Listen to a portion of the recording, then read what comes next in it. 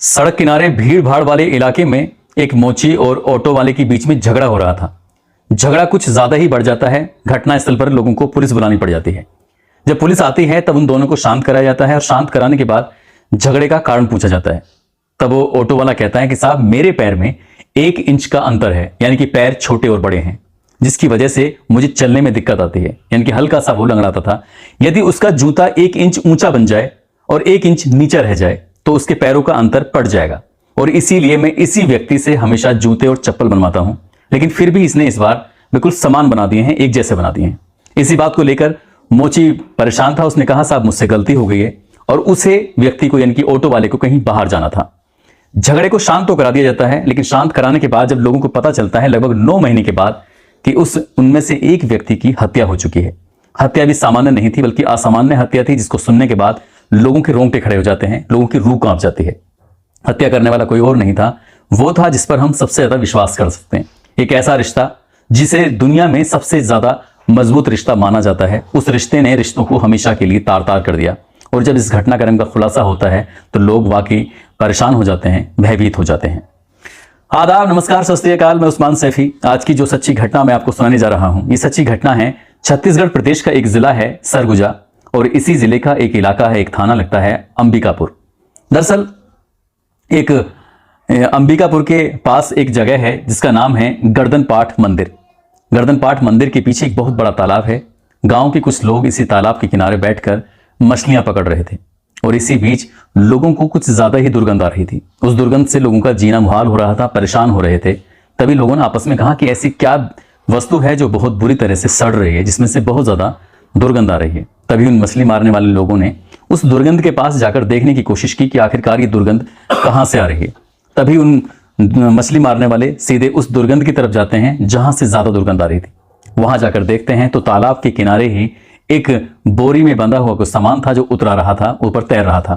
तभी उन्होंने उस बोरी को बाहर निकाला। बाहर निकालने के बाद देखते हैं कि उसके अंदर एक इंसान के पैर रखे हुए हैं। अब वो पैर इंसान आदमी के हैं या महिला के हैं, ये पता करना तो मुश्किल था।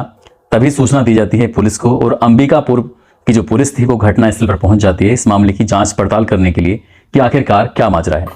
पुलिस वालों ने आसपास के लोगों के साथ मिलकर, और डॉग स्क्वाड हो या बहुत सारी जो मदद हो सकती हैं, उसके माध्यम से पता करने की कोशिश की कि शरीर के बाकी हिस्से कहाँ हैं, बाकी अंग कहाँ हैं। पुलिस ने तमाम कोशिशें की, लेकिन बाकी अंग मिल नहीं पाए, और तभी पुलिस ने उन दोनों पैरों को कब्जे में लेकर पोस्टमार्टम के लिए सरगुजा भेजा। और सरगुजा के पोस्टमार्टम से जब वहां से रिपोर्ट आती तो उससे पता चलता है कि मरने वाला लगभग 26 दिन पुराना है। इसकी जो लाश के टुकड़े मिले हैं वो 26 दिन पुराने हैं। अब इसी बात को देखते हुए पुलिस वालों ने अपनी जांच पड़ताल शुरू कर देते हैं, और ये हर एक तरीका कि आखिरकार मरने वाला कौन था। जितने भी आसपास के जनपदों में जितने भी आसपास के थाने थे, सभी जगहों पर मैसेज दिया जाता है, संदेश दिया जाता है, ये पता करने के लिए कि आखिरकार कहीं आपकी कोई गुमशुदगी हो, और जो गुमशुदा है उसके बारे में पता करके बताइए। जितने भी आसपास के जनपदों में गुमशुदा लोग थे, सभी के परिवार वालों को बुलाया, उनसे बातचीत की, उनसे मिलने की कोशिश की, लेकिन पुलिस को कोई सफलता नहीं मिलती है। इसके बाद सोशल मीडिया पर भी एक मैसेज डाला जाता है ये पता करने के लिए कि हमें 2 पैर मिले हैं, मरने वाला कोई व्यक्ति है, आदमी है या औरत है, इसके बारे में जो भी कोई सूचना देगा उसे उचित इनाम दिया जाएगा। लेकिन वक्त बीतता चला जाता है और कोई भी व्यक्ति ये आकर तस्दीक नहीं करता, कोई भी व्यक्ति आकर उस पर दावेदार नहीं करता कि उसके परिवार का सदस्य गायब हो चुका है। धीरे धीरे करके 4 महीने का समय बीत जाता है, और 4 महीने में भी पुलिस को कोई सफलता नहीं मिलती। एक दिन जो यहाँ के एसपी होते हैं अमित तुकाराम कामले, इनके मोबाइल पर एक मैसेज आता है, और उस मोबाइल में मैसेज जो पड़ा हुआ था उसमें लिखा हुआ था कि मेरी ये जानने वाली हैं जिनका नाम ललिता है, इनका भाई कई महीनों से लापता है, कई महीनों से गायब है। बस तुकाराम जी को लगता है कि शायद यहां से कोई ना कोई क्लू मिल जाए, इसलिए उन्होंने उस व्यक्ति को, और जिस व्यक्ति की ने लिखा था कि उनकी जानने वाली हैं ललिता, उनको भी बुलाया। उनको बुलाने के बाद उनसे पूछा कि तुम्हारा कौन है जो गायब हुआ है, क्या बात है। वो कहती हैं कि मेरा भाई है जिसका नाम राजेश जायसवाल है, लगभग 3-4 महीने से गायब है। उसको हर जगह तलाश करने की कोशिश की, लेकिन वो कहीं मिल नहीं रहा है। तभी एसएसपी जो होते हैं अमित तुकाराम, वो जो उस दिन के फोटोग्राफ्स थे उन दोनों पैरों के, वो फोटोग्राफ्स उनको दिखाते हैं, और दिखाने के बाद कहते हैं कि हमारे पास इन पैरों के अलावा और कोई ऐसी जानकारी नहीं है जिसके आधार पर हम कह सकें ये तुम्हारे भाई के हैं। तभी वो उन फोटोग्राफ्स को देखती हैं, और गौर से फोटोग्राफ्स को देखते देखते कहती हैं कि ये तो मेरे भाई के पैर हैं। वो एसएसपी और पुलिस जो होती है ये बात देखकर सुनकर हैरान थी कि आखिरकार पैरों से इन्होंने कैसे पता किया। दरअसल उसके भाई ऑटो चालक होता है और ऑटो चालक होने के साथ साथ उसके दोनों पैरों में अंतर होता है 1 इंच का। और उस अंतर को उसकी बहन बिल्कुल साफ जानती थी, क्योंकि बचपन से लेके उसके पैरों में अंतर था और उन अंतर को पाटने के लिए वो स्पेशल तरीके से ऐसे जूते और चप्पल बनवाया करता था जिससे वो दोनों के पैरों का अंतर पूरा हो जाए। इसी बात को देखते हुए पुलिस को यकीन नहीं हो रहा था कि उसे लगा कि शायद क्योंकि पैर कटे हुए हैं वो ऊपर या नीचे से भी कटा हुआ हो सकता है, इसलिए उस महिला के माता और पिता दोनों को बुलवाया। साथ ही उन्होंने एक सैंपल लिया होता, डीएनए सैंपल, माता पिता का डीएनए सैंपल और उस लाश के अंश जो मिले थे उनका डीएनए सैंपल जब जांच के लिए भेजा तो कई महीने का समय बीत जाता है और जब जांच रिपोर्ट आती है तो पता चलता है कि उस ललिता नाम की महिला ने जो दोनों पैरों के आधार पर पहचाना था वो सचमुच उसी के भाई के थे, क्योंकि डीएनए सैंपल की रिपोर्ट उसके माता और पिता से मैच कर जाती है। अब ये हत्या की किसने है, यही पुलिस के लिए एक सवाल था, यही पुलिस के लिए एक जांच का विषय था। इस महिला से पूछा जाता है कि तुम्हारा भाई कहाँ रहता है। असल में ये रहते तो जनपद पारा में थे, लेकिन इसका भाई अपनी पत्नी के साथ परिवार से बिल्कुल अलग सरगुजा में जो अंबिकापुर है उसी इलाके में वो रहता था और इसी सरगुजा इलाके में ही रहता था। और उसकी पत्नी को जब बुलाया जाता है जिसका नाम सुनीता जायसवाल होता है, जिनकी सन 2018 में शादी होती है। शादी के बाद दोनों अकेले ही शहर में रह रहे थे, अपने जिले से, अपने मूल जनपद से दूर रह रहे थे। तभी उस महिला से पूछा जाता है, उससे बातचीत की जाती है। उसने कहा कि ये मेरा पति नहीं हो सकता, मेरा पति तो कमाने के लिए बाहर गया हुआ है, अक्सर वो कई कई महीने के लिए गायब हो जाता है, मेरा पति जल्द ही आ जाएगा। उस महिला को 2-3 दिन थाने रखा, सख्ती से पूछताछ की, लेकिन महिला ने कोई किसी तरह का जवाब नहीं दिया। तब पुलिस ने अपने स्तर से लोकल इलाके में जाकर जब पूछताछ करती है तो लोकल में पुलिस को कुछ ऐसी जानकारियां मिलती हैं जिसको सुनने के बाद पुलिस के कान खड़े हो जाते हैं। दरअसल जब इसका पति बाहर रहता था तब इसके घर के अंदर एक व्यक्ति आता था जिसका नाम वैजनाथ जायसवाल होता है। वैजनाथ जायसवाल अक्सर इसी घर में रहता था और शायद लोगों को लगता है कि हो ना हो इन दोनों ने मिलकर ही उसकी हत्या की है। तभी पुलिस वाले उस वैजनाथ और उसकी जो दूसरी महिला होती है सुनीता, जो राजेश जायसवाल की पत्नी होती है, उन दोनों को साथ रखते हैं, उनसे पूछताछ करते हैं और पूछताछ करने के बाद तब कहीं जाकर ये दोनों चौंकाने वाला खुलासा करते हैं। और पुलिस एक दांव खेलती है, और दांव खेलती है कुछ इस तरह से, जब सुनीता के पास जाते हैं तो कहते हैं वैजनाथ हमें सुनीता ने सब कुछ बता दिया है, और जब सुनीता के पास जाते हैं तो कहते हैं कि हमें वैजनाथ ने सब कुछ बता दिया है। यानी कि एक दूसरे पर टाल देते हैं और यहीं से पुलिस का ये दांव कामयाब हो जाता है। पुलिस वाले जब पूछताछ करते हैं तो बताते हैं कि सन 2018 में शादी के कुछ ही दिनों के बाद इस महिला ने शर्त रखी थी कि वो अपने ससुराल में नहीं रहेगी, बल्कि इसे कहीं भी अलग रहना है, चाहे कहीं भी हो लेकिन ससुराल में नहीं रहना है। तभी उसका पति राजेश जायसवाल अपनी पत्नी सुनीता को लेकर सुजापुर के इलाके में आता है और वहीं पे किराए के मकान में रहने लगता है। 1-2 महीने का ही समय हुआ था। जब बाजार जाती थी, सब्जी लेने के लिए जाती थी, तब ये लड़का उससे रास्ते मिलता था जिसका नाम वैजनाथ होता है, और वैजनाथ से इसको मोहब्बत हो जाती है, इश्क हो जाता है। दोनों को पता ही नहीं चलता कि ये कब एक दूसरे के बहुत ज्यादा करीब आ जाते हैं। और जब इसका पति घर पर नहीं होता था तब वैजनाथ इसके घर पे होता था। दोनों एक दूसरे के साथ शारीरिक संबंध भी बनाते थे, लिव इन रिलेशनशिप में इस तरह से रह रहे थे, क्योंकि ये किराए पे रह रहे थे। आसपास के लोगों को इनके साथ रहने से कोई ऐतराज नहीं था, कोई परेशानी नहीं थी। लेकिन जब उसका पति राजेश घर पे आता था तब आसपास के लोग कहते थे कि तुम्हारी पत्नी के साथ कोई लड़का है जो अक्सर रहता है, शायद कुछ ना कुछ दाल में काला है। अब यहाँ सब कुछ ठीक चल रहा है, लेकिन उसका पति जब अपनी पत्नी से बातचीत करता है तो वो कहती है कि आसपास के लोग हैं, तुम्हें भड़काते रहते हैं, परेशान करते रहते हैं, ऐसा कुछ भी नहीं है। और ऐसे ही धीरे धीरे करके 1.5 साल का वक्त बीत जाता है।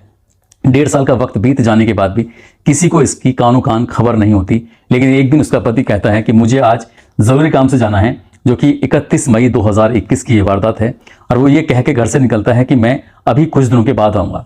बस वो ये कह के चला जाता है और रात के 8 बजे अचानक ही घर के अंदर एंट्री कर जाता है। जब घर में आकर देखता है तो सचमुच उसकी पत्नी और उसकी पत्नी का जो प्रेमी होता है वैजनाथ, दोनों एक साथ हमबिस्तर थे, एक साथ संबंध बना रहे थे। और यही बात देखने के बाद उसका पति आग बबूला हो जाता है, और आग बबूला होते ही वो अपनी पत्नी के साथ मारपीट करने लगता है।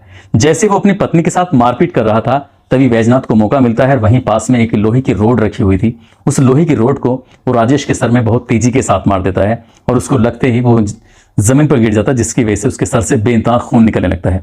कुछ ही देर बाद उसने तड़प तड़प के वहां दम तोड़ दिया। अब राजेश की मौत हो चुकी है। उसकी पत्नी सुनीता, उसका जो प्रेमी होता है वैजनाथ, ये समझ नहीं पा रहे थे कि आखिरकार इसका करें तो क्या करें। पूरी रात लाश घर के अंदर ही रखी रहती है। अगला दिन निकलता है, वो सोचते हैं इस शव को अगर यहाँ से दूर कहीं फेंक के आएंगे तो लोगों को पता चल जाएगा, क्योंकि बीच गांव में या बीच इलाके में वो रह रहे थे जहाँ से आसपास बहुत ज़्यादा आबादी थी। अब यहाँ से निकलने का एकमात्र रास्ता ये था कि वैजनाथ सीधा बाजार जाता है और बाजार से जाने के बाद एक आरी खरीद के लेकर आता है, ऐसी आरी जिससे लोहा भी काटा जा सके। तभी वो उस आरी को घर पे लाता है और घर पे लाने के बाद रात के 8 बजे या 9 बजे के बाद से फिर जैसे शरीर को काटना शुरू कर देते हैं और शरीर काटते काटते सुबह के 4 या 4:30 बजे के आसपास का वक्त रहा होगा, महज जिसके 8 या 10 पीस ही कर पाए थे और दिन निकल आता है। अब इतने बड़े बड़े पीस वगैरह यहाँ से लेके जाते हैं तो जाहिर सी बात है इसकी भी पोल खुल जाएगी। उन्होंने एक दिन और होने का इंतजार किया और एक दिन और होने के इंतजार के बाद फिर अगली बार फिर से लाश के टुकड़े करने शुरू कर देते हैं।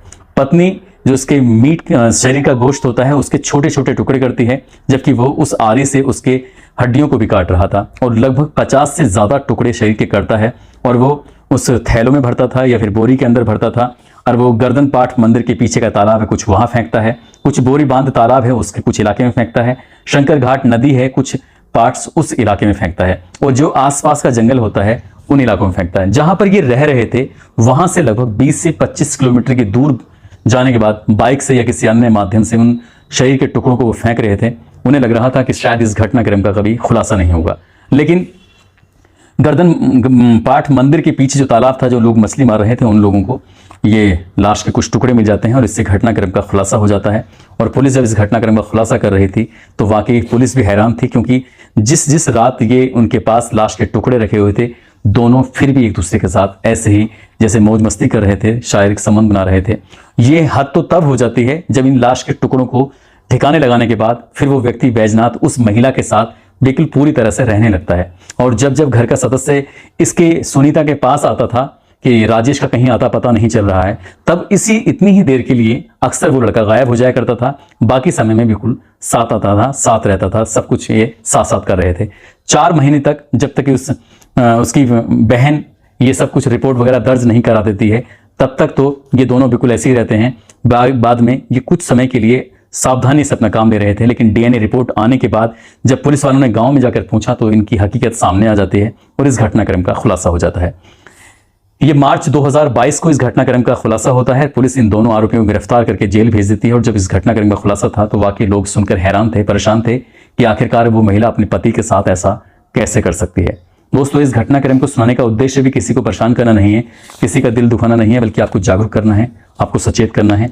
और जाते जाते कुछ लोगों के जन्मदिन हैं, जिसमें सूरज पांडे हैं, आफरीन शेख हैं, मनीषा हैं बाड़मेर से, साहिबा खान हैं, वाइफ शोएब खान मुंबई के रहने वाले हैं। इन सभी को जन्मदिन की बहुत सारी शुभकामनाएं, बहुत बहुत मुबारकबाद। साथ ही कुछ लोगों ने नाम लेने की अपील की थी, जिसमें मिथिलेश दास हैं, अजीज खान हैं, कुसुम हैं, रविकांत सिंह हैं, संतोष सिंह हैं, मोहम्मद अफजल खान हैं, जगजीत सिंह हैं, वीरू साहू हैं, जमील शेख, जानिस अंसारी हैं, शकील अहमद, पवन कुमार, बाबू मास्टर, पन्ना लाल, ऋषि कुमार, रोहित सिंह, सईद सिकंदर सीकर से हैं, अनमोल शर्मा मुरादाबाद से, अरुण गौतम हसनपुर से हैं, अजरुद्दीन अलवर से हैं, मोहम्मद असलम झारखंड से, विजय मीणा राजस्थान से। आप सब लोग अपना ख्याल रखें, सुरक्षित रहें। जय हिंद, जय भारत।